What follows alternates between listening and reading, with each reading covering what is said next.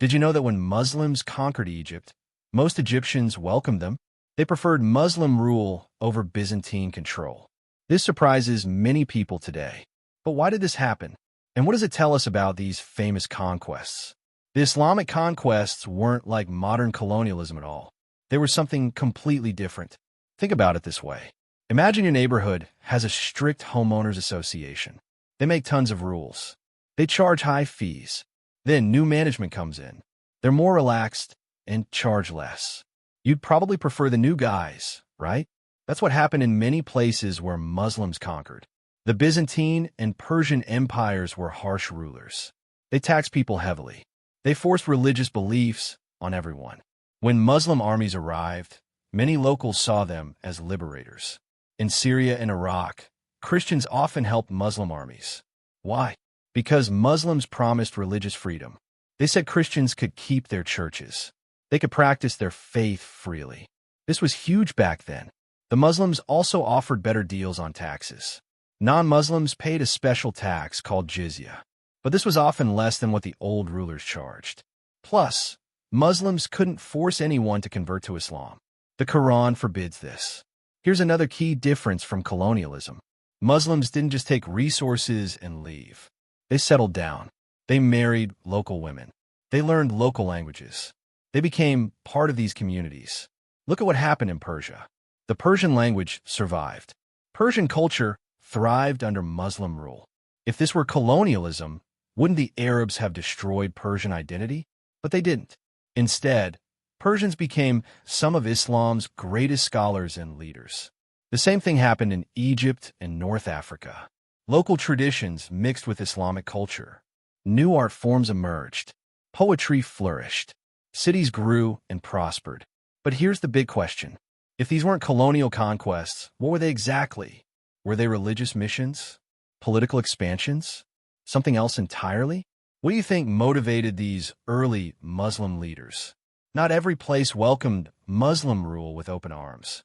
The response varied wildly from region to region. It's like how different neighborhoods react to change differently. Some embrace new restaurants and shops. Others resist any changes at all. The Islamic conquests worked the same way. In Egypt, things went smoothly. The Coptic Christians there had suffered under Byzantine rule. The Byzantines considered Coptic Christianity heretical. They persecuted Copts for centuries. So when Muslims promised religious tolerance, Copts were thrilled. The Muslim general Amr ibn al-As made smart moves. He protected Coptic churches. He kept Coptic leaders in government positions. He even rebuilt monasteries that the Byzantines had destroyed. No wonder Egyptians cooperated. Spain tells a different story. When Muslims invaded in 711, they found a divided kingdom. The Visigothic rulers were unpopular. Jewish communities faced terrible persecution. So Jews actively helped the Muslim invasion. They saw it as their salvation. But northern Spain fought back hard. Christians there retreated to the mountains. They started the Reconquista, which lasted 800 years. They never accepted Muslim rule. India presents the most complex case. Early Muslim raids were brutal. Mahmud of Ghazni destroyed Hindu temples. He enslaved thousands of people. Later Muslim rulers like Akbar were much more tolerant. They married Hindu princesses. They adopted Indian customs. The key difference? Local leadership and existing conditions mattered hugely. Where local rulers were harsh, Muslims found welcome. Where rulers were popular, Muslims faced resistance. Geography played a role, too. Desert and mountain regions were harder to control. Coastal areas with trade routes were easier to govern. Religion wasn't always the main factor.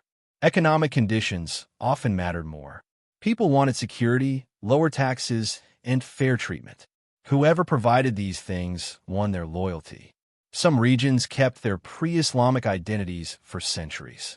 Others adopted Arabic culture quickly. The speed of change depended on local circumstances. So here's what I'm wondering.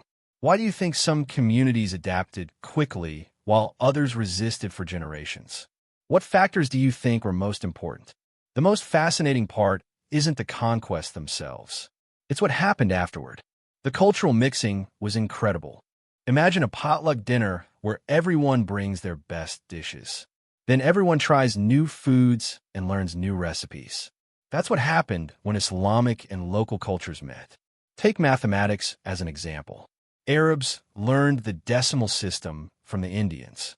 They got algebra from Persian and Greek sources. Then they improved these systems. They created new mathematical tools. European scholars later learned these advances from Muslim Spain. The same thing happened with medicine. Muslim scholars translated Greek medical texts. They added knowledge from Persian and Indian doctors. Then they made their discoveries. Cities like Baghdad and Cordoba became medical centers. Students came from across Europe to study there. Architecture shows this mixing beautifully. Look at the Dome of the Rock in Jerusalem. It uses Byzantine building techniques. It incorporates Persian decorative styles, but it creates something totally new in Islamic. Spanish Islamic architecture is even more interesting. It blends Roman, Visigothic, and Islamic elements. The result? Stunning buildings like the Alhambra. Nothing like them existed before. Food culture mix too. Arab brought new spices to the conquered lands. They learned local cooking techniques. New dishes emerged everywhere.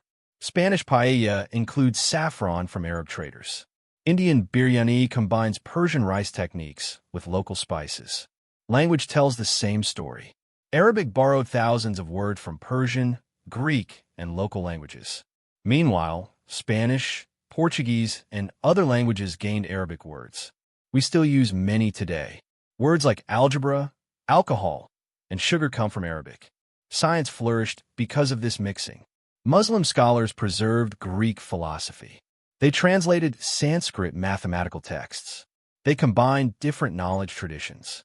This created the Islamic Golden Age. But here's what's really important. This wasn't one-way cultural dominance. It was a genuine exchange. Local cultures changed Islamic culture too. Islam in Indonesia looks different from Islam in Morocco. Why? Because local traditions shaped how people practice their faith. What aspects of this cultural exchange do you find most surprising? How do you think these interactions shaped our modern world? Comparing Islamic conquests to European colonialism creates more confusion than clarity. These were fundamentally different historical processes. Think about renting an apartment versus buying a house. Both involve moving somewhere new, but your relationship to the place is completely different. European colonialism was like renting. Islamic conquests were more like buying. European colonizers typically stayed separate from local populations. They built exclusive clubs and neighborhoods. They sent wealth back to Europe. They rarely learned local languages well. Most planned to return home eventually. Muslim conquerors did the opposite. They integrated into local communities. They married local women. Their children grew up bilingual and bicultural. They invested in local infrastructure. They made these places their permanent homes. The economic models were totally different, too. European colonies existed to enrich the home country. Raw materials flowed to Europe. Finished goods flowed back to colonies. This created dependency and underdevelopment. Islamic conquests didn't follow this pattern. Trade flowed in all directions. Local industries thrived. Cities like Cairo, Baghdad, and Cordoba became wealthy centers of commerce and learning. Look at political structures. European colonizers imposed their legal systems completely. They dismissed local laws and customs. Muslim rulers were more flexible. They often kept existing laws for non-Muslims. Different communities could follow their legal traditions. Religious policies differed dramatically. European colonizers usually demanded conversion to Christianity. They destroyed local temples and religious texts. Muslims were much more tolerant. They protected churches and synagogues. They preserved religious manuscripts. The time factor matters too. European colonialism lasted a few centuries in most places. Islamic rule often lasted much longer. In some regions, it continued for over 1,000 years. This created deeper cultural integration. Modern nationalism also changes how we see these events. Today's nation-states didn't exist in the 7th century. People identified with tribes, religions, or cities. The idea of Arab versus non-Arab nationalism came much later. But here's the crucial question. Does this mean Islamic conquests were always beneficial? Or does it just mean they were different from colonialism? What do you think is the fairest way to evaluate these historical events? So Islamic conquests were complex historical events that don't fit neat categories. They weren't modern colonialism, but they weren't always peaceful either. Different regions experienced them differently. The cultural exchanges that followed shaped our world in countless ways. Understanding this history helps us see how civilizations develop through interaction, conflict, and cooperation rather than simple domination. What surprised you most about this history? Share your thoughts in the comments below. Like this video if you learned something new. Subscribe for more historical deep dives.